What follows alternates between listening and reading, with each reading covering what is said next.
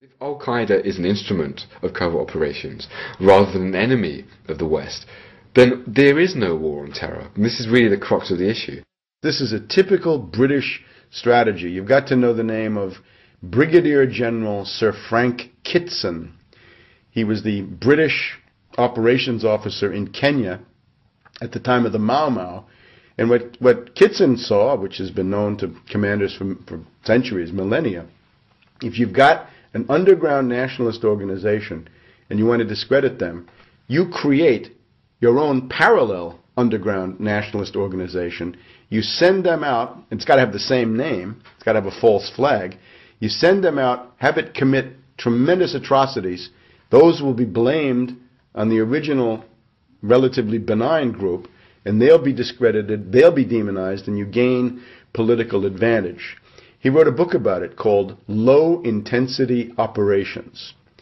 And the technique is called the technique of the counter gang or the pseudo gang. Just as Al-Qaeda, in the broader sense, is a pseudo gang or counter gang created by US and British and Israeli intelligence. It's a counter gang against normal Arab nationalists or anybody with any positive agenda for reform or independence or development anywhere in the Arab world. They can always be labeled Al-Qaeda. The reductio ad absurdum of this is President Chavez of Venezuela, after giving Bush a hard time at various conferences and doing things to undermine the dollar, the neocons are now accusing President Chavez of being a member of Al-Qaeda.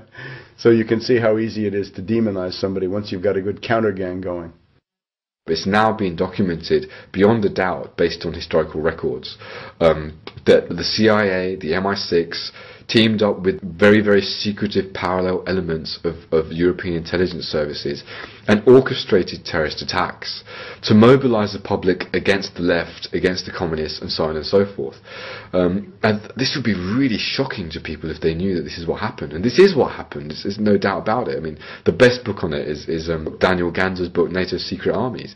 So this is serious academic stuff.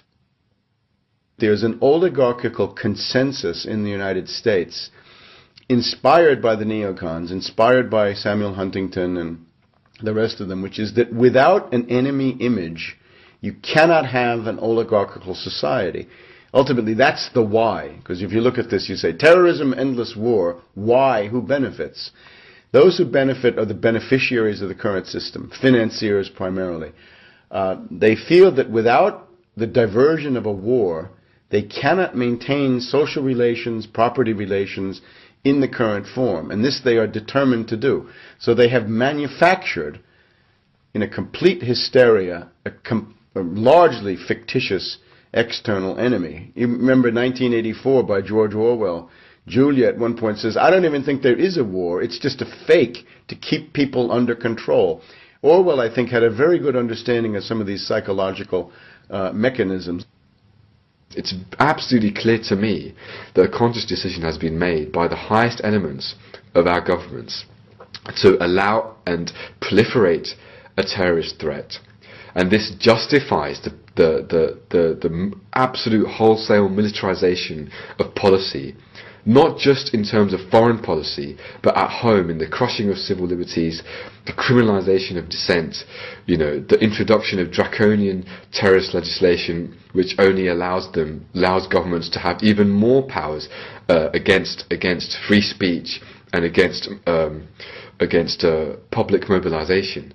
So this is really the function that Al-Qaeda plays. It plays a fundamentally functional role in a myriad ways, fueling covert operations, securing oil and gas interests quite directly, and indirectly generating the justification and the ideological framework necessary to legitimize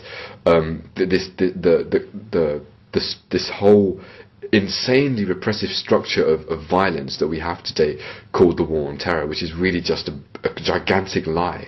This has been fabricated for this purpose.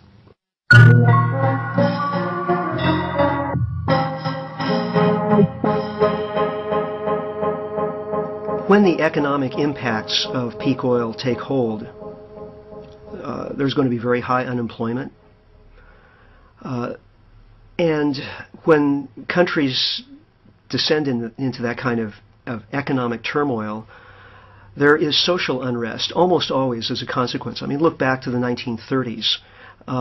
There was real concern throughout corporate America that the United States might fall to a communist government.